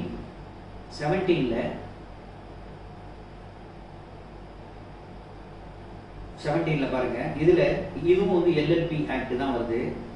Amit and Priya are partners, நல்லா பார்க்கணும். Amit and Priya are partners, XYZ LLP consulting firm. Recently Priya moved to a new address, forgot to notify LLP with the repair. இப்போ நம்ம LLP பொறுத்த வரைக்கும் அதில் இருக்கிற டைரக்டர்ஸ் பேர் டெசிக்னேட்டட் டைரக்டர்ஸ். சப்போஸ் அவங்க அட்ரஸ் மாறினா கூட இன்ஃபார்ம் பண்ணணும். அந்த டைரக்டர் வந்து அது மீன் அந்த இதில் டெசிக்னேட்டட் பார்ட்னர் அப்படின்னு சொல்கிறோம் இல்லையா, டைரக்டர் இல்லை சாரி டெசிக்னேட்டட் பார்ட்னர். அந்த பார்ட்னர் என்ன பண்ணணும், 15 நாளுக்குள்ளே அவர் அட்ரஸ் மாறினா அதை எல்எல்பிக்கு மென்ஷன் பண்ணணும், இன்ஃபார்ம் பண்ணணும். எல்எல்பி என்ன பண்ணணும், அந்த இன்ஃபார்ம் பண்ண டேட்லேருந்து 30 நாளுக்குள்ளே அந்த ரிஜிஸ்டர் கம்பெனிஸ்க்கு நோட்டீஸ் கொடுக்கணும். ஸோ அது இவங்க பண்ணியிருக்காங்களான்னு பார்க்கணும். அதே மாதிரி ஒரு மாதம் கழிச்சு எ மந்த் லேட்டர் அமித்தோட கசின் மிஸ்டர் ரமேஷ்ங்கிறவர் express interest in join as a partner. அவர் புதுசாக ஒரு பார்ட்னராக நான் ஜாயின் பண்ணுறேன்னு சொல்கிறாரு. அதுக்கப்புறம் டிஸ்கஷன் சில இது டிஸ்கஷனுக்கு அப்புறம் he was admitted as a new partner. அப்போ 2 செயல் நடந்திருக்குது. ஏற்கனவே இருக்கிற பிரியா அப்படிங்கிறவங்க புது அட்ரஸ்க்கு இருக்காங்க. அடுத்தது இன்னொருத்தர் ரமேஷ் அப்படிங்கிறவர் புதுசாக ஜாயின் பண்ணியிருக்காரு பார்ட்னராக. So XYZ LLP did not materially immediately update the register of companies. இப்போ இந்த ரெண்டையும் பண்ணல, பிரியா அட்ரஸையும் பண்ணல, அட்ரஸ் சேஞ்சையும் சொல்லலை, அண்ட் தென் ரமேஷோட அட்மிஷனையும் இன்ஃபார்ம் பண்ணல ROC. 2 மாதம் கழிச்சு 2 months later LLP filed a notice with ROC. அப்போ ரிலேட்டட் டிலே அது.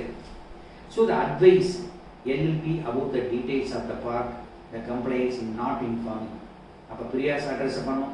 அப்போ என்ன பண்ணணும், இந்த அம்மா அட்ரஸ் மாறிச்சுன்னா 15 டேஸுக்குள்ளே அந்த அம்மா சொல்லியிருக்கணும் LLPக்கு. LLP என்ன பண்ணணும், 30 டேஸுக்குள்ளே இன்ஃபார்ம் பண்ணணும், நோட்டீஸ் அனுப்பணும் ரிஜிஸ்டருக்கு. அதே மாதிரி புதுசாக ஒருத்தர் அட்மிட் பண்ணாலோ இல்லை ஊஸ்ட் பண்ணாலோ சப்போஸ் ரிமூவ் பண்ணாலும் அந்த மெசேஜை கூட நம்ம என்ன பண்ணணும், 30 டேஸ்க்குள்ள எல்எல்பி ரிஜிஸ்டர் ஆர்கனைசேஷன் இன்ஃபார்ம் பண்ணோம். இதுதான் இதனுடைய சாராம்சம். இது நம்ம என்ன சொல்றாங்க அப்படிங்கிறது பார்ப்போம். இது வந்து செக்ஷன் 25 ஆஃப் எல்எல்பி ஆக்ட்.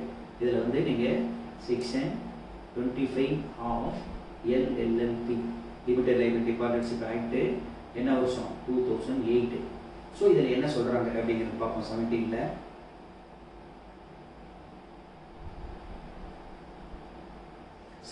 இப்போ நம்ம சொன்னதா section 25 of the limited liability partnership act. Every partner shall inform any change in his address within a period of 15 days. இதை நோட் பண்ணுங்க. அதுக்கப்புறம் எல்எல்பி என்ன பண்ணணும்னா, shall a person becomes or ceases to be a partner. ஒருத்தன் partner ஆகிறான் இல்லை பார்ட்னர்ஷிப்ல இருந்து ரிமூவ் ஆகிறான் அப்படி இருந்தால் file a notice with the registrar within 30 days. எந்த டேட்டில் பார்ட்னர் ஆனாரோ இல்லை எந்த டேட்டில் ரிமூவ் ஆனாரோ அந்த டேட்லேருந்து 30 நாளுக்குள்ள. வேர் there is any change in the name or address of the partner, file a notice with the registrar within 30 days. அதே மாதிரி அட்ரஸ் சேஞ்ச் ஆனாலும் நீங்கள் என்ன பண்ணணும், நோட்டீஸ் கொடுக்கணும். இதுவும் வந்து எல்எல்பியோட வேலை. இப்போ நோட்டீஸ் கூட எப்படி ஃபைல் பண்ணணும் அப்படின்னா, it shall be in such a form accompanied by fees. அதுக்கு உண்டான ஃபீஸ் மினிமம் அமௌண்ட் தான் இருக்கும். அதை ஃபைல் பண்ணணும் ஆர்ஓசியோட. அந்த ஃபார்மை ஃபில்அப் பண்ணி அது சைன் பண்ணணும். அந்த form shall be signed by the designated partner of LLP. அப்புறம் அந்த authenticated in a manner in such manner as may be prescribed. அதே சமயத்தில் இன்கமிங் பார்ட்னராக இருந்தால் அவர்கிட்ட இருந்து ஒரு கன்சென்ட் வாங்கியிருக்கணும். அதாவது I am ready to act as a partner அப்படின்னு அவர் சொல்லியிருக்கணும். டிசிக்னேட்டட் பார்ட்னராக ஒர்க் பண்ண நான் விரும்புகிறேன் அப்படின்னு சொல்லியிருக்கணும். அவர் சைன் பண்ணியிருக்கணும். அதையும் சேர்த்து. So the notice to be filed with the registrar under subsection 2. இதை பொறுத்த வரைக்கும் சரி. இப்போ நீங்கள் இந்த கேஸை பொறுத்த வரைக்கும் பிரியா அட்ரஸ் என்ன பண்ணுச்சு, Priya was required to inform 15 நாளுக்குள்ள பண்ணணும். அதே சமயத்தில் XYZ என்ன பண்ணணும், required to file notice within 30 days of being notified. இதையும் பண்ணணும். சரி, இந்த கேஸ் அப்போ பிரியா என்ன பண்ணுது, டிட் நாட் இன்ஃபார்ம், 15 நாளுக்குள்ள இன்ஃபார்ம் பண்ணல. கான்சிக்வென்ட்லி அவங்க இன்ஃபார்ம் பண்ணாங்கன்னா இவங்களுக்கு தெரியல. Consequently LLP did not file a notice, அவங்களும் பண்ணல. So change in address of Priya with the registrar is not in compliance with the required timeline. இது மாதிரி எழுதணும். நெக்ஸ்ட் ரமேஷ் பொறுத்த வரைக்கும் பார்ப்போம். ரமேஷ் என்ன சொல்றாரு, for new partners XYZ LLP must file a notice with ROC within 30 days or becoming. This notice should include Ramesh consent statement signed by him and authenticated. So இதுக்கு என்ன பண்ணணும், it did not meet the 30-day requirements. இதுவும் 30 நாள் நோட்டீஸை கொடுக்கல அப்படின்னு சொல்லிட்டு இதையும் நம்ம மென்ஷன் பண்ணணும். சரி, क्वेश्चन நம்பர் 18.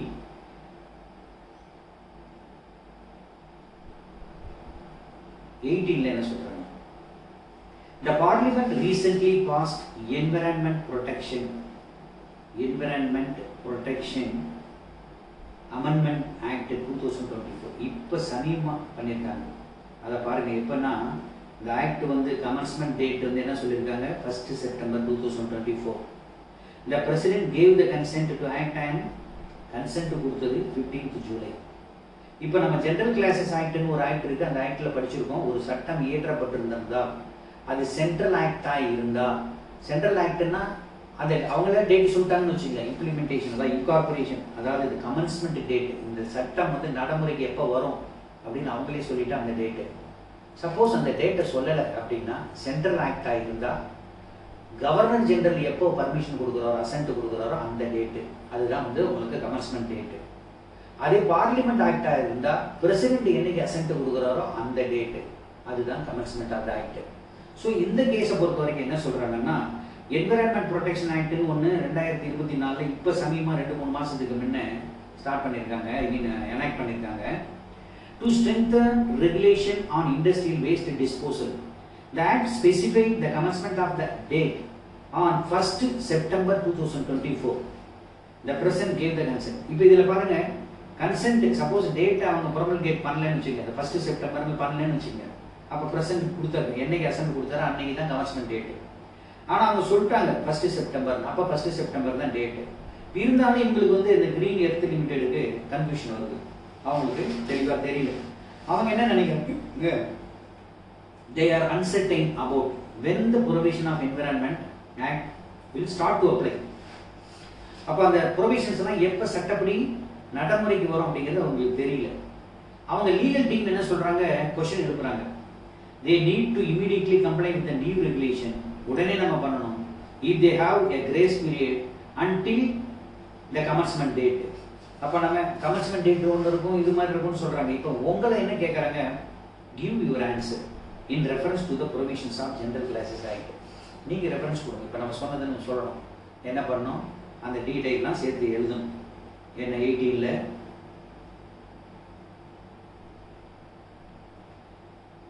பாருங்க. அதாவது according to section 5 of General Class Act 1897. இந்த General Class Act ஒரு 2 நாளைக்கு முன்ன நம்ம full chapter விட்டுருக்கோம்.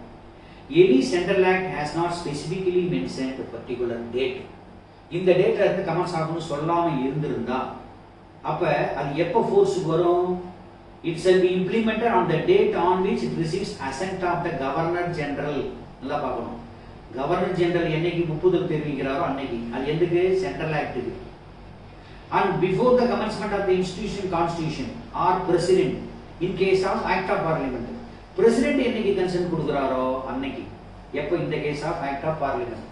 பார்லிமெண்ட் ஆக்டா இருந்தா பிரசிடென்ட் கன்சென்ட் கொடுக்குறது, அதர் ஆக்டா இருந்தா சென்ட்ரல் ஆக்டா இருந்தா அது வந்து கவர்னர் ஜெனரல் கொடுக்குறது அப்படின்ட்டு நம்ம படிச்சிருக்கோம். ஸோ இந்த கேஸில் என்ன சொல்லிட்டாங்க? அவங்க டேட்டு சொல்லிட்டாங்க, அவங்க கொடுக்காம இல்லை. அவங்க ஆக்ட்லேயே என்ன சொல்லிட்டாங்க? 1 செப்டம்பரில் தான் இது நடைமுறைக்கு வருது, கமென்ஸ்மெண்ட் டேட்டுன்னு சொல்லிட்டாங்க. அப்போ அந்த டேட்டு தான். So accordingly the environment protection amendment act shall come into enforcement on 1st September 2024. So this is answer. So 19 பாருங்க. Question number 19. So at the time of interpreting a statute, what will be the effect of usage and customs and practice? Usageங்கிற வார்த்தை, customs, practice இதெல்லாம் எப்படி சொல்லப்படுது? அதாவது general class act 1897ல எப்படிலாம் சொல்லப்படுறாங்க, எப்படி interpret பண்ணுறது, explain பண்ண போகிறது, அதை பற்றி சொல்கிறாங்க. இது வந்து கொஞ்சம் வேகாக இருக்க மாதிரி இருக்கும். நீங்கள் அதை அப்படியே நீங்கள் மெமரைஸ் பண்ணிக்கிறது நல்லது உங்களுக்கு. சில இது வந்து லத்தீன் வேர்டெல்லாம் வருதில்ல, அதை அப்படியே படிச்சுக்க. அதாவது எஃபெக்ட் ஆஃப் யூசேஜஸ் அப்படின்னா, அதாவது usage or practice developed under the statute is indicative of the meaning recognized to its words by contemporary opinion. The uniform notorious practice continue. என்ன old statute இருந்தாலும் சரி, new statute இருந்தாலும் சரி, uniform notorious practice continue. And then inaction of legislature to amend the same as an important factors to show that the practice was so followed was based on correct understanding of the law. When the usage and practice receives judicial and legislative approval, it gains additional weight. இப்போ இந்த 2 Latin word இருக்குது, இதை மட்டும் memorise பண்ணிக்கங்க. அதாவது custom தான் best interpreter of law அப்படின்னு சொல்றத லத்தீன் லாங்குவேஜில் எப்படி சொல்றாங்க அப்படின்னா, ஆப்டிமா லெகம். நல்லா பாருங்க, ஆப்டிமா லெகம் இன்டர்பிரஸ் எஸ்ட் கான்ஸ்டிடியூட் அப்படின்ட்டு அந்த ஸ்பெல்லிங் பாருங்க மாறும். நம்ம கான்ஸ்டிடியூட் இல்லை, இந்த கான்ஸ்டிடியூட் அப்படின்னு ஸ்பெல்லிங் மாறும். அப்போ அது ஒன்று. ரெண்டாவது பார்த்தீங்கன்னா, the best way to interpret a document is to read as it have been read when it is made. அப்போ ஒரு டாக்குமெண்ட் எப்போ நம்ம செய்யப்பட்டிருக்கோம், பப்ளிஷ் பண்ணப்பட்டிருக்கோம், அந்த டாக்குமெண்ட் என்ன சொல்லுவோம், அன்னைக்கு என்ன மீனிங் இருக்கோ அதே மீனிங் தான் அந்த அர்த்தத்தில் சொல்கிறாங்க. அதுக்கு நீங்கள் லத்தீன் வேர்டில் என்ன பார்த்தீங்கன்னா, கான்டெம்பொரினோ எக்ஸ்போசிச்சியோ எஸ்ட் ஆப்டிமா எட் ஃபார்டிசினியா இன் லெஜிட் அப்படிங்கிற வேர்டு. அதுக்கு அர்த்தம், the best way to interpret a document is to read as it would have been read when made அப்படிங்கிறது. So therefore the best interpretation and construction of the statute which has been made by the contemporary authority. So old statutes and the documents should be interpreted as they would have been at the time when they were enacted or written. Contemporary official statements throwing light on the construction of the statute and the statutory instruments as contemporaneous exposio to interpret not only ancient அந்த காலத்துல பத்தி இல்ல, but even recent statutes in India. சரி, question number 20 பாருங்க, last question.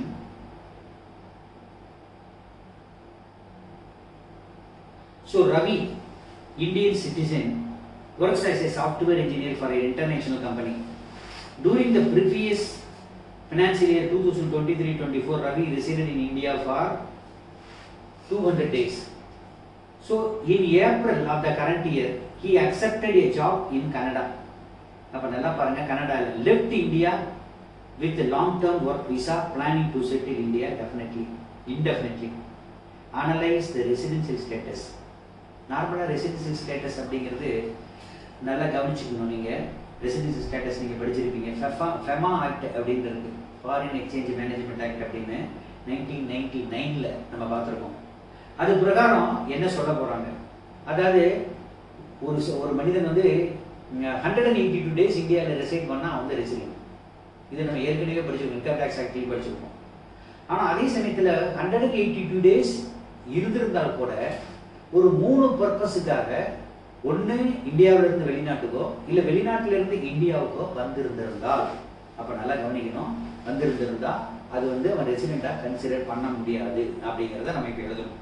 So section 2 question 20ல நீங்கள் இப்போ பார்ப்போம். So இதை வந்து பார்க்கணும். Section 2(5) of foreign exchange management act. 5 வந்து ரோமன்ல போனது. 2(5) of the foreign exchange management act 1999ல the person resident in India means என்ன, எவன் ஒருவன் 182 நாள் during the preceding financial year இருக்கானோ, who resides in India for more than 182 days during the preceding financial year இருந்தா அவன் வந்து ரெசிடென்ட். ஆனா the following person are not resident even though he may reside more than 182 நாளைக்கு மேல இருந்தா, 200 நாள் இருந்திருக்கான் இந்த கேஸ்ல. அப்ப 182 நாளைக்கு மேல இருந்தா கூட அவன் ரெசிடென்டா இல்ல. எப்ப இல்ல, அவன் இந்தியாவை விட்டு வெளிநாட்டுக்கோ இல்ல வெளிநாட்டுல இருந்து இந்தியாவுக்கோ 3 காரணத்தினால வந்தா. எதுக்கு? ஃபார் டேக்கிங் ஆன் எம்ப்ளாய்மெண்ட், வேலைக்காக போயிருந்தாலோ, அப்ப for carrying on business or வெக்கேஷனுக்காக இல்ல பிசினஸுக்காக வெளிநாடு போயிருந்தாலோ இல்ல வெளிநாட்டுல இருந்து இந்தியாவுக்கு வந்திருந்தாலோ, ஃபார் எனி அதர் பர்சன், அதாவது any other purpose in circumstances it indicate, வேற ஏதோ ஒரு காரணம், ஆனா அன்சர்டைன் பீரியட், இவ்வளவு நாளுக்குன்னு இல்லை, அன்சர்டைன் பீரியட். இந்த 3 காரணத்துக்காக a person who has gone out of India, வெளிநாட்டில இருந்து போயிருந்தாலோ, ஃபார் எனி அதர் இந்த ரீசன், இந்த 3 காரணத்துக்காக இந்தியா விட்டு வெளியே போயிருந்தாலோ, இப்ப இந்தியா விட்டு வெளியே போயிருக்கான், அதெல்லாம் சொல்ல வரும். அதே மாதிரி வெளிநாட்டில இருந்து ஒருத்தன் இந்தியாவுக்கு வந்திருந்தாலும் இந்த 3 காரணத்துக்காக அவன் ரெசிடென்டா சொல்ல முடியாது. அதெல்லாம் person who has come to stay in India for any of the 3 reasons, இந்த 3 ரீசன் ரெண்டுக்கும் பொருந்தும். So ரவியோட ரெசிடென்சியல் ஸ்டேட்டஸ் என்ன? So Ravi resided in India for more than 182 days, which would typically qualify him as a person resident in India. நார்மலா அதை மட்டும் வச்சு பார்த்தா போதும், 182 நாள் இருந்திருக்கான், அவன் ரெசிடென்ட் தான். இருந்த இன்னொரு கேஸ் என்ன சொல்றான், his decision to leave India for long term employment in Canada. அப்ப இந்த காரணம் தான் வந்து அவன் ஸ்டேட்டஸை மாத்துது, அவன் ரெசிடென்ட் இல்லைன்னு சொல்ல வருது.